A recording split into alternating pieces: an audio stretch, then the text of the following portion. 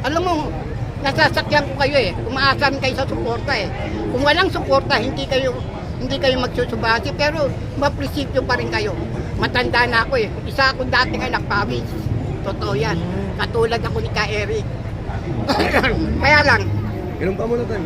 yung panggagamit ng Nakabayang Black, halatado ngayon. Sumantala noon, hindi pa naghahalalan, hindi pa man, alam naman na, tuntodo sira sila kay BBM. No, tuntodo. Halos si ano nila. Tapos nung manalo si BBM, asa na sila ngayon? Wala. Ang kinakalaban nila yung Vice President. Nasa ng mga kaliwan ngayon? Ha? Bayarin, sabi ko, bayarin pala ang pinaglalaban kong Makabayang Black. Bayarin. No? Tapos, gumagamit sila ng teknika na AKAP. No? AKAP. AX. Oo. Hindi naman kanilang pera. AX. Oo, di ba? Tawagin. Ngayon, si Castro Ikaw daw. ba pabor ka sa mga ayuda na binibigay ng gobyerno? Yung mga AKAP, Alam mo, AX na hindi yan? natin pwede tanggilan yung ayuda, lalo kung naghihikawas ka. Tanggapin mo, pero Pera wag mo natin isa yun. puso. Oo. Pera natin yon. Tanggapin mo, wag mo isa puso. San ayon ako sa ron. Pero yung ginagawa ng makabila, sana damdamin natin, may matutulong ba ito sa ating kapwa? Hanggang sa kaanak-anakan natin, may tutulong ba? Wala. Totoo yan. Alam mo, hanggang ngayon, vendor pa rin ako. Hindi ako mapolitikang tao. Kung mapolitika akong tao, hindi na ako magbe-vendor. Umaasa ako sa 5-6 para lang kami mabuhay. Tanungin mo ang Bagong Silang, tumakbo ko rin bilang kagawad. Pero wala akong hiningi solicitation. Sinabi ko, meron din hindi nagboto ako pag lumipad ang hangin. No? Meron din akong boto. Meron din mapupuin. Yun lang ano ko. Naglakad ako mag-isa para ipakilala na gusto kong baguhin sana yung Bagong Silang. Wala eh. Pero naipakilala ko, libo rin ang boto ko. Kahit walang pera, walang kayers na gantla, libo pa rin ang boto ko. Inom pa muna tayo. Alam ko, sa ngayon eh, Inom pa muna. nanonood yung Bagong Silang siguro sa akin, no? At iniwanan ko yung asawa ko sa palinda namin, no? Nagtitinda ako doon ng face mask, mga pandila sa may sato ko sa Tulino. Nandun ako. Simbahan, sa may simbahan po. Sa may simbahan. At may nag-ano ron, at alam nilang maka-Duterte ako, inaalisan ako ng mga nagpatista. Dahil may tanong lang po ako. Ha? Ba't nyo po naisipang suportahan ang mga Duterte? Noon pa walang makakatulad sa ating mahal na Pangulo. Simula pa lang. Yung panahon ng pandemic, wala tayong inasahan kundi siya. Sino makakagawa ng ilang taon na walang komersyal? Kakainin tayong taong bayan. Hindi nila nakita yan. Dapat damdamin nila yan. Ha? Ako mahirap ako pero walang binigay sa akin ng Pangulo. Walang ibinigay sa akin ng sword. Kundi, pamas ko na mga damit lang. Diba? Totoo yan. Sa tingin mo, kung hindi si Pangulong Duterte yung mga presidente natin ng pandemya, anong maaaring mangyari sa bahay natin? Ay, iiwanan tayo sa ere niyan. Mas mahalaga ang pera. Baka hindi na tayo kumakain, kasi lalo tayo nahirap. Samantala, nung walang komersyal, sino ba itong komersyal ang laki ng pera nito? Bakit iniwanan niya nung panahon ng pandemic? Iisipin na lamang ng taong bayan yan. Bakit iniwanan? Tapos nung magkahalalan, bakit hindi niya binigay yung revolutionary government para magbago? Pero sinunod pa rin niya yung ng konstitusyon na maghalalan. Diba? Maghalalan. Sabi ko, bilib ako sa presidente. Tapos sasabihin niyo, swapang sa kapangyarihan. Hindi! Hindi swapang sa kapangyarihan.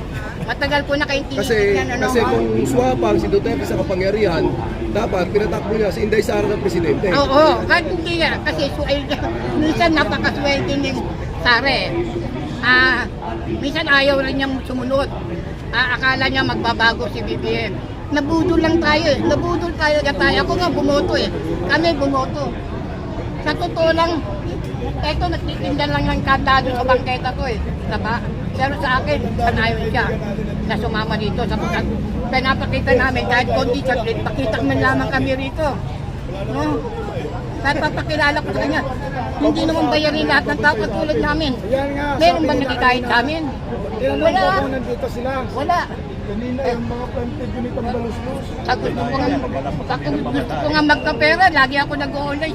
Lagi ako nai-scam doon sa online na paswak-swak eh. Naglaga nga ako doon sa ano ko eh. Nandun ako yung kay parke. Nandun nga yung nakasok yung ano, pero hanggang ngayon yung premyo ko wala eh. Sa tingin nyo, bakit ginaganyan nila silang mga Duterte? Yung ginagawa ng... Sinabi na nga na, pag nawala si Duterte, si Tamba ang papalit. Kaya iniingkit. Wala nang ibang ipapalit kung si Tamba. Kung si Tamba naman ang mananalo, at magre-resign siya, tiwala siya mag-resign dahil ano siya, bangag siya. Ibibigay niya ang kapangyarihan. Pero ngayon, nakikipag-agawan. Dahil alam ni Tamba na mapapalitan si Ferdinand Marcos. Mapapalitan. Sa tingin mo, sa isang malinis na halalan, mananalo si Romualdez kay Inday Sara? Kung ako hindi lang dapat ituloy yung malinis na halalan hanggang nakaupo si BBM. Sa totoo lang. Anong gagawin natin? Ay simulan na natin dito magsakripisyo. Kung ilang beses tatagal to, katulad ng EDSA, tumagal tayo ng ilang araw sa EDSA 1, ay halos na puno tayo, no? Halos na puno hanggang doon. Paano? Kaberong, ano ba yung matrate? Hanggang doon ng tao, hanggang sa ano? Magtsatsaga lang tayo, kaya lang tayo hindi makapagtsaga. Unang-una, inaalala namin ang pamilya namin. Totoo yung sinasabi ni Pipi Sara na meron tayong mga negosyo. Katulad ko, hindi kami kakain kung hindi kami magtitinda. No? Kasi doon sa mga yung kaibigan ko sa Bagong Silang, at alam nila na medyo nandun din ako sa kabilang kayo bakit ako nandito ngayon. Sa totoo lang, sinabi ko na sa inyo, no? Nung umpisa pa lang nung pumunta ako sa Duterte, pinakatuan ako na. Sa tingin mo, alam lahat ni Marcos ang nangyayari sa atake sa Vice President at sa mga Duterte. Alam ba ito na BBM? Oo. Alam yan. Di ba nagsalita na siya? Dapat pinalamunan niya ang batas. Dapat hindi niya ipagkalamuhan siya. Bakit niya sasabihin niya kung hindi niya alam? Dapat sagutin niya yung Kongreso. Di alam niya yun. Tayo pa naman makikipag. Alam nga naman, tambulis lang makaalam nun. Wala naman kayo kanina dito, sir. Tanong kayo. Ano? Ayan yung babae na yun. Ayan o. Dahil na, andito na mo pa ako. Yak, intriga, katakot-takot ako. Yung galing sa Malacanang ngayon, pupunta rito. Hindi, hindi lang intriga. Kasi ako, pag ako nagsisinda na sa disiplina ako. Ay, may nakomento, bayaran daw kayo. Sino may sabi? Dito sa komento. Eto, paano kami babayaran? Isang kusing, eto pera namin. Nandiyan na si... Balian na lang. Pakita mo sa camera. Alam ko wala. Talagang nagtutulak ka rin. Pakita mo. Meron pa ba? Ito na lang pera namin. Ito na lang po ang pera namin. Iangat mo kaya. Ito na lang. Yung babae na nagwawala. Yung mga nagsasabing bayaran kami, hindi kami bayaran. Pumunta kami rito upang dumamay dito sa mga mahihirap dito. Agamat siguro may mga mangilan-ilan dito na nangunungaan yung kalagayan ng mahirap. Siguro may mga medaya naman dyan. Sabi ng mga Sa pulis, totoo lang, yung mga sasakyan lang nila. yung sinasabi ng 200, kulang pa nga yung pamasahe. Tuloy-tuloy na. Tutulog ang mga taga dito. Kulang pa yun. Sa totoo lang. Palagay mo, nakita mo na kagad 200. Kaya ano man pag-ulang dito na kulang ilang araw na gusto umuwi. Ano pa mamasahe niya ito sa sabihin niyo bayaran? Natulog namin. Binarangan na talaga kasi Barya na lang po Barya na. yung pera ni tatay. Barya na lang. bubuluhin na tayo. Kami guys. Ay, sa tingin mo, bakit may mga lumalabas